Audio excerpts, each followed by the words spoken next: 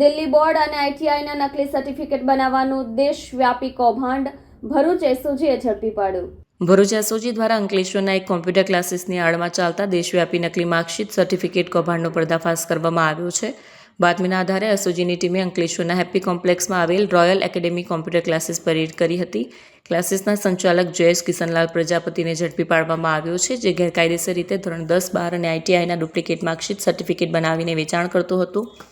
Red દરમિયાન દિલ્હી શૈક્ષણિક board અને ગુજરાતની આઈટીઆઈ સહિતના અન્ય સંસ્થાઓના મળીને 21 નંગ ડુપ્લિકેટ માર્કશીટ સર્ટિફિકેટો, 25,000ની કિંમતનું કોમ્પ્યુટર, 15,000નું એક કલર પ્રિન્ટર અને 5,000નો એક મોબાઈલ ફોન સહિત કુલ 45,000નો મુદ્દામાલ જપ્ત કરવામાં આવ્યો છે.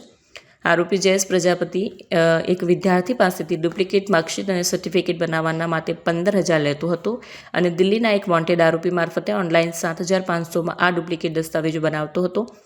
પકડાયેલ આરોપી વિરુદ્ધ અંકલેશ્વર જીઆઈડીસી પોલીસ સ્ટેશનમાં ભારતીય ન્યાય સંહિતાની કલમ મુજબ કાયદેસરની કાર્યવાહી હાથ ધરવામાં આવી છે અને વોન્ટેડ આરોપીને ઝડપી પાડવા માટે વધુ તપાસ ચાલી રહી છે.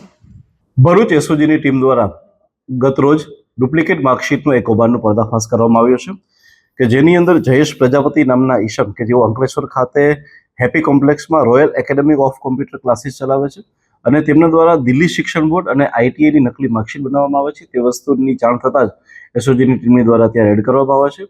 આ રેડ દરમિયાન જયેશ પ્રજાપતિની સાથે સાથે ત્યાં 21 જેટલી બોગસ આવી માર્કશીટો અને આવા જ જે છે જે એ પ્રમાણપત્રો અને તેની માર્કશીટો પોલીસ દ્વારા જપ્ત કરવામાં આવી છે.